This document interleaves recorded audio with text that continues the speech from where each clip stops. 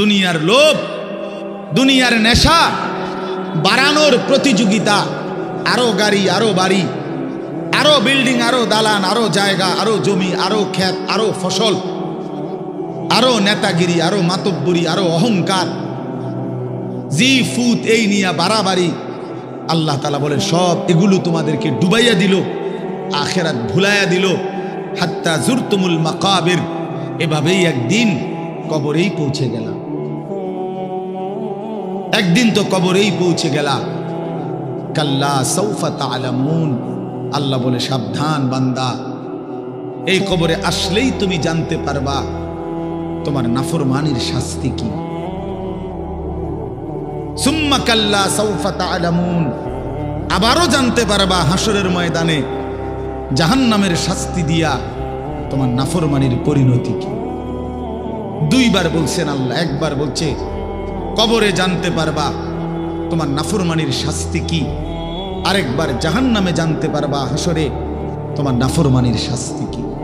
সামান্য কয়টা বুট বেচতে বেচতে বেচারা এক ওয়াক্ত নামাজ পড়ে না, কদ্দুর চা বেচে, দুইটা বন বেচে, বেচারা এক ওয়াক্ত নামাজ পড়ে না।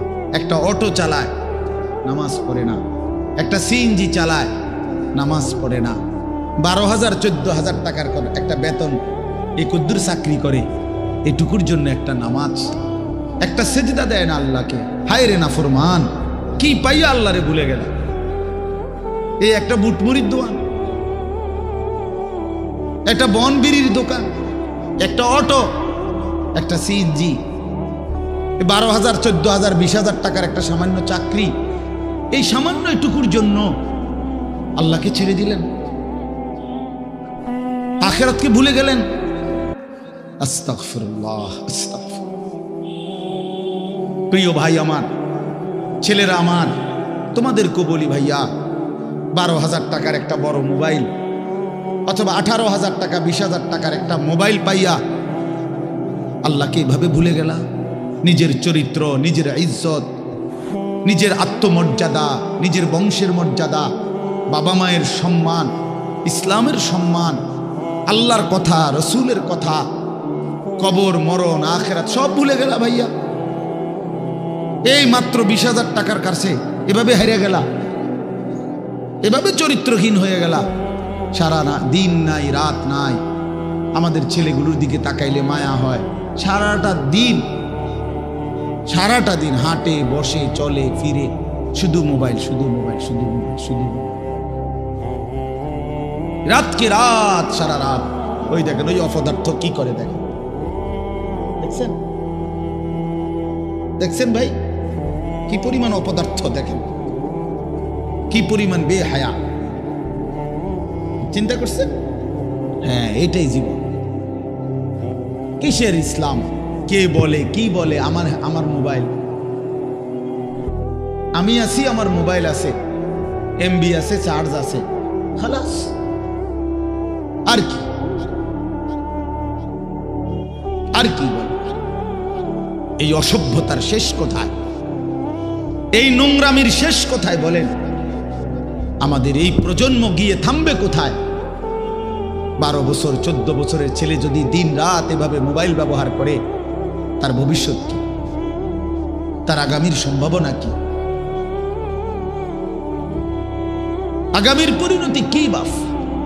আপনারা যারা বাবারা এই যে সন্তানগুলো রেখে যাচ্ছেন, এদের ভবিষ্যৎ কি? যে একটা ওয়াক্ত নামাজ পড়ে না, যে আল্লাহর কোরআন পড়ে না। আল্লাহ আমাদেরকে বুঝ দান করেন, আল্লাহ আমাদের দিল দান করেন, আল্লাহ তাআলা আমাদেরকে ফিকির দান করেন। আমার ভাই, আমার বাবা, আমার তাইলে মূল বক্তব্য হলো, আমাদের জিন্দেগির একটা মূল বিষয়, আমরা মুসলমান হিসাবে আমাদের মৌলিক দায়িত্বই হলো দুইটা জিনিস। একটা হলো গুনাহ বর্জন, আরেকটা হলো আল্লাহ তাআলার হুকুম পালন। এটাই আমগো জিন্দেগি। ভাল লাগলো এটাই কাম, ভালো না লাগলো এটা কাম। মন মতো হইল এটাই জীবন, মন মতো না হইল এটা জীবন। কথা বুঝেন না? নামাজ আমারে পড়তেই হবে। এবার যত কষ্টই লাগুক, যত ক্লান্তি লাগুক, আমাকে পড়তেই হবে। সুদ ঘুষ মিথ্যা হারাম রোজগার আমার ছাড়তেই হবে। এবার আমার সামনে বাকি সবাই লক্ষ কোটি টাকার মিলিয়ন মিলিয়ন টাকার মালিক হয়ে যাক, কিন্তু আমার যেহেতু অনুমতি নাই, আমি এটা যাওয়া যাবে না। এটাই মুসলমান, এটাই জীবন, এটাই তাকওয়া। আল্লাহ তাআলা আমাদের কাছে এটাই চায়, বান্দা গুনাহ বর্জন করো, আমার হুকুম পালন করো, বিনিময়ে আমি আল্লাহর কাছ থেকে অনন্তকালের জান্নাত বুঝে নাও। এটাকেই বলে তাকওয়া, এই ব্যক্তিকেই বলে মুত্তাকি, যে নিজেকে গুনাহ থেকে বিরত রাখে, আল্লাহ তাআলার হুকুমের মধ্যে ব্যস্ত রাখে, আল্লাহর হুকুম পালনে ব্যস্ত, যত কষ্টই হোক। আপনাদেরকে আমি একটা কথা বুঝাই। মনে করেন আমি প্রতিদিন রাতের 3:30, 3টা, 4টা সচরাচর এই টাইমে বাসায় ফিরি। তো ফিরা ফজরের নামাজ হলো 5:40 জামাত, তাহলে আমার হাতে তখন আর সময় আছে 1 ঘন্টা, 1.5 ঘন্টা, 1.25 ঘন্টা এরকম। এখন এই পুরা টাইম আমি বসে থাকাও আমার জন্য কষ্টকর, কারণ আমি এই 11টা বা 12টার দিকে ঘুম থেকে উঠে যে দৌড়াদৌড়ি শুরু করি, হুলস্থুল ব্যস্ততা, রাত 2টা বাজলে 3টা বাজলে আমার শরীরে আর বল থাকে না, আমি প্রচণ্ড ক্লান্ত হয়ে যাই। সারা দিনের মাহফিল ছাড়াও আরো বহু কাজের সাথে কম বেশি আমার সম্পৃক্ততা আছে, অসংখ্য দিনই কাজের সাথে ব্যস্ততা আছে। তো এখন 3:30, 3টা, 4টার দিকে যাই আমি বাসায়, গিয়া যখন ঘুমাই তো আর 1 ঘন্টা বাকি ফজরের জামাত, 1.5 ঘন্টা বাকি। আমার জন্য ভীষণ কষ্ট হয় এই সময় আবার উঠা ফজরের জামাত ধরা। আমি আমার ঘুমের চারদিকে 3টা অ্যালার্মওয়ালা, একটা অ্যালার্মওয়ালা ঘড়ি, 2টা মোবাইল, একটা চায়না মোবাইল, পিছনে পুরাটাই স্পিকারওয়ালা, অনেক আওয়াজ হয়, ভীষণ আওয়াজ এটা, এইটা একটা, এই মোবাইল একটা, আবার একটা অ্যালার্ম ঘড়ি, 3টা একসাথে। একটা টি টেবিলের উপরে, একটা আমার কাপড় চোপড় রাখি, আমার একটা ছোট্ট আলমারি আছে, এটার উপরে, একটা আমার মাথার কাছে, অর্থাৎ একটু দূরে রাখি এই জন্য যে অনেক সময় হয় কাছে একটা অ্যালার্ম বাজতে বন্ধ করে দিছি ঘুমের তাড়না, তো এইটা তো বাজে, ওইটা তো বাজে। তার মানে 3টা একসাথে যখন বাজা শুরু করে, শেষ পর্যন্ত আমাকে উঠতেই হয়, কারণ প্রচন্ড ঘুম রাইখাও আমি তখন উঠা জামাতে শামিল হওয়ার চেষ্টা করি। কেন? আমি এটা বিশ্বাস করি, মরিবাসি আমারও তো নামাজ পড়তেই হবে। কথা বুঝছেন কিনা আমার? তাহলে এটা যদি কারো সিদ্ধান্ত হয়, ভাই আমাকে এটা পড়তেই হবে, আমাকে এটা করতেই হবে, আমার এটা লাগবেই, এই ছাড়া আমার কোনো উপায় নাই। তো এই ছাড়া যেহেতু আমার কোনো উপায় নাই, অতএব এটাই আমার জিন্দিগি, এটাই আমার জীবন, এটাই আমার জীবন।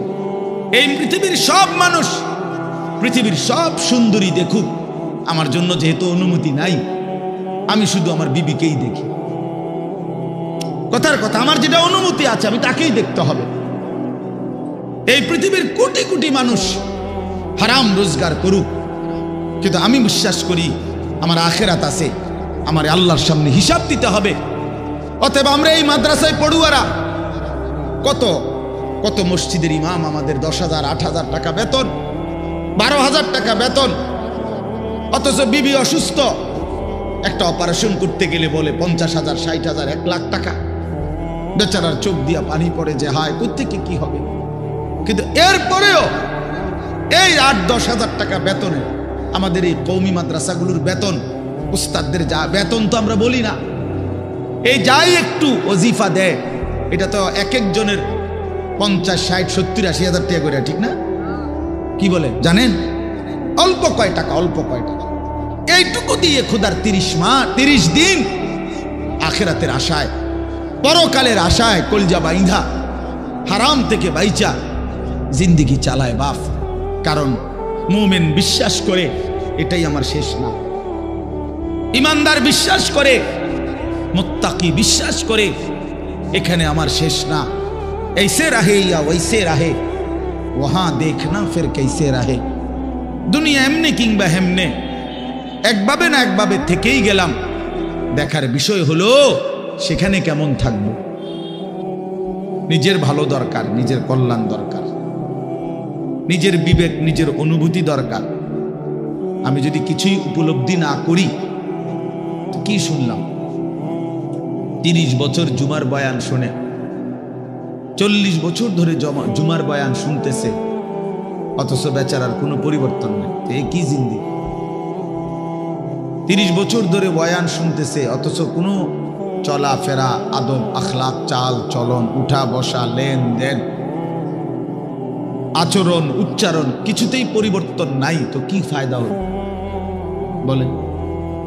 এই জন্য দয়া করে কোরআনুল কারীম আমাদের জিন্দেগি পরিবর্তনের জন্য, জীবন সাজিয়ে তুলবার জন্য, হুদাল্লিন নাস, এটা মানুষের হেদায়েত, হুদাল্লিল মুত্তাকিন, যারা আল্লাহকে ভয় করতে চায়, আখিরাত পেতে চায়, জাহান্নাম থেকে বাঁচতে চায়, আল্লাহর নাফরমানি ছাড়তে চায়, জান্নাত পেতে চায়, আল্লাহ পাকের গোলামি আর বন্দিগি করতে চায়, আল্লাহ বলেন তাদের জন্য সুস্পষ্ট, পূর্ণাঙ্গ, নিখুঁত হেদায়েত।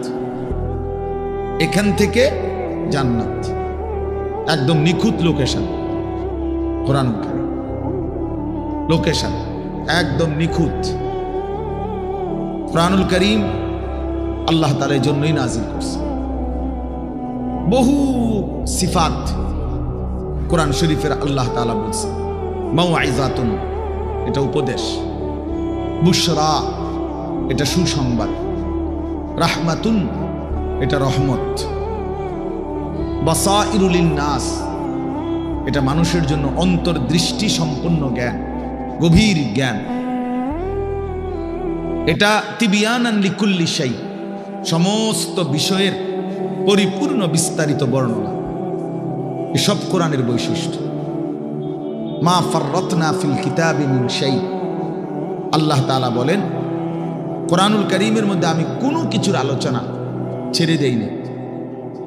আমার বান্দার কিয়ামত পর্যন্ত যত জরুরত সব আমি পূর্ণাঙ্গ করেছি, বিস্তারিত বলেছি, কোনো আলোচনা বাদ দেই নাই। দেখতে ছোট হলেও এতে পূর্ণাঙ্গ আলোচনা। আহসানুল হাদিস, আল্লাহ তাআলা বলেন কোরআনুল কারীম হচ্ছে সর্বোত্তম কথা। কিতাবান, কোরআনুল কারীম হচ্ছে এক মানুষের জিন্দেগীর সকল বিষয়ের পূর্ণাঙ্গ আলোচনা সমৃদ্ধ একটি বই, কিতাব, যার মধ্যে সব বিষয়ের পূর্ণাঙ্গ আলোচনা আছে। মুতাশাবিহান, কোরআনুল কারীম হচ্ছে প্রত্যেক কথা একটা আরেকটার সাথে চমৎকার মিলওয়ালা, এলোমেলো কোনো কথা নাই, উলট পালট কথা নাই, লটসর কথা নাই। মাসানি, কোরআনুল কারীম হচ্ছে আল্লাহ তাআলা বলেন বারবার তেলাওয়াতকৃত, পাঠকৃত কিতাব। এটাই একমাত্র কিতাব আসমানের নিচে জমিনের উপরে যেটা কোটি কোটি মানুষ প্রতিনিয়ত 24 ঘন্টা পড়তেছে। কারণ পৃথিবীতে একই সময় সূর্য ডুবে না, সময় এক মুহূর্তের একই হিসাবে না, এটাই আল্লাহর কুদরত। এখন যদিও রাত, আমাদের এখানে সব জায়গায় এখন রাত, সৌদি আরব আরো 3 ঘন্টা এখনো আলো বাকি আছে। ওখানে দেখেন গিয়ে প্রখর রোদ, অথবা আসরের পরের টাইম, তাহলে সেখানে তো এখনো আরো 2-2.5 ঘন্টা আলো আছে, কোথাও পূর্ণ দিন। তাহলে এই যে সময়ের ব্যবধান, তার মানে হলো আমাদের রাত 10টায় 11টায় মনে করেন আমাদের মাদ্রাসার পড়াশোনা বন্ধ হয়ে গেল, কিন্তু সারা পৃথিবীর থেকে বন্ধ হয় না। আল্লাহর জমিনের কোথাও না কোথাও আজান হচ্ছে, কোথাও না কোথাও নামাজ হচ্ছে, কোথাও না কোথাও জিকির হচ্ছে, কোথাও না কোথাও মালিকের কোরআন তেলাওয়াত হচ্ছে। এটা বন্ধ হয়ে গেলে পৃথিবীর নিঃশ্বাস বন্ধ হয়ে যাবে। আমাদের নিঃশ্বাস বন্ধ হয়ে গেলে অক্সিজেন বন্ধ হয়ে গেলে যেমন জীবন চলে যাবে, আল্লাহ তাআলার জিকির, কোরআনুল কারীমের তিলাওয়াত, আজান, সেজদা, আল্লাহর ইবাদত, আল্লাহর ডাক, এটা বন্ধ হয়ে গেলে পৃথিবীর নিঃশ্বাস বন্ধ হয়ে যাবে। তখন কিয়ামত হয়ে যাবে, পৃথিবী আর থাকবে না। এটা রাসূলুল্লাহ সাল্লাল্লাহু আলাইহি ওয়াসাল্লাম বলছেন, লা তাকুমুস সাআ হাত্তা ইউকালা ফিল আরদ আল্লাহ আল্লাহ। ততক্ষণ পর্যন্ত কিয়ামত হবে না যতক্ষণ পর্যন্ত জমিনে আল্লাহ আল্লাহ উচ্চারণ হবে। তাহলে বোঝা গেল এই আসমান ও জমিনের স্থায়িত্ব আল্লাহ পাকের নামের উপর, আল্লাহর কালামের তেলাওয়াতের উপর, আল্লাহ তাআলার জিকিরের উপর। ওই ছেলে, জলদি করো, জলদি 1 মিনিটে শেষ করো। সদর বদর করতেছো কোন সময় ধরে? বলো না কেন রেদওয়ান, এগুলো এতক্ষণ কি করো তুমি? হটর মটর করতে আছে।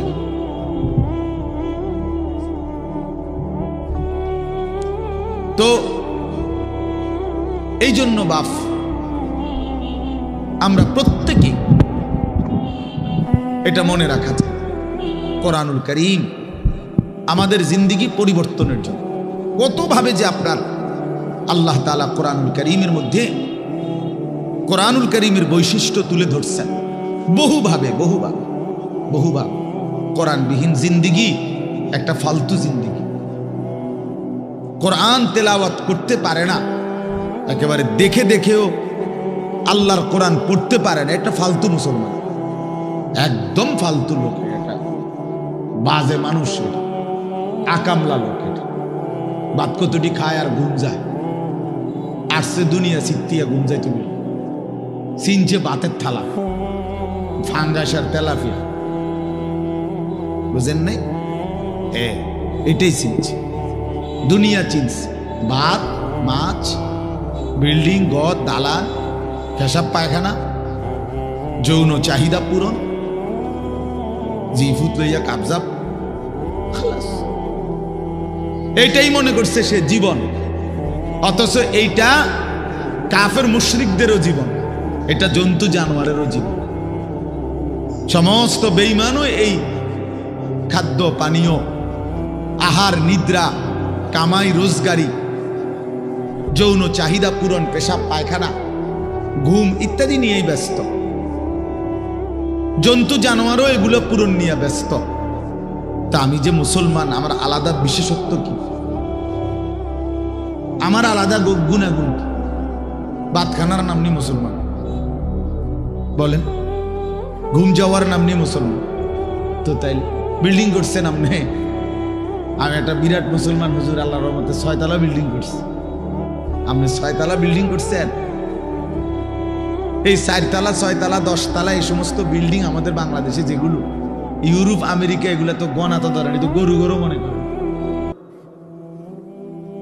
এগুলোর তো তারা গরু গরু মনে করেন। আমার একজন পরিচিত আছে, জাপানের থাকে, উনি আমার বলছে, হুজুর আপনারা যে সমস্ত প্রাইভেট কারে চলেন, এগুলো দিয়ে আমাকে জাপানে ছাগল টানে, ছাগল টানে। তো এইখানে এগুলাতে আমি যদি বলি, মিয়া চিনেন কত বড় বক্তা, প্রাইভেট কার দিয়ে আসছি, খামখেয়ালি মনে করছেন মিয়া? তো এইটা কি আসলে? প্রাইভেট কার দিয়ে আইলে কি, সে প্রাইভেট কার দিয়ে তো ছাগল টানে। তার মানে এখানে আহামরি কিছুই না, কিছুই না।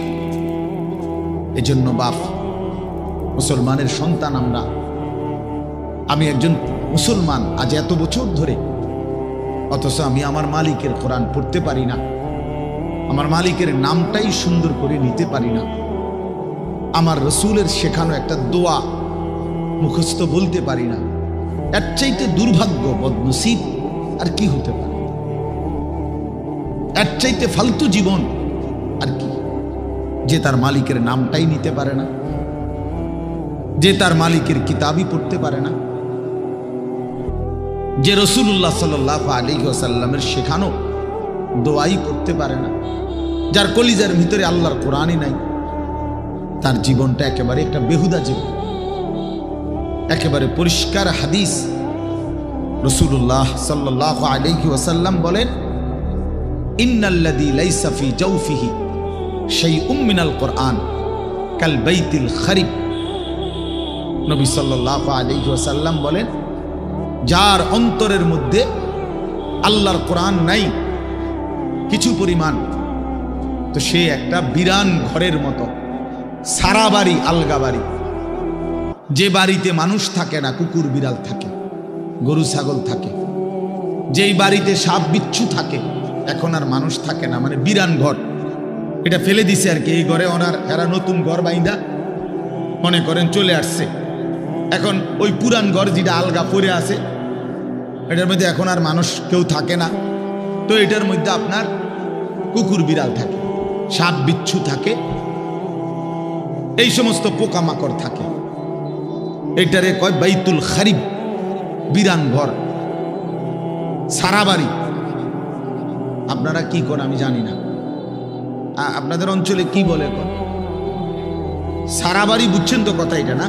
কত সারছে বুঝলেই। এই সারা বাড়ি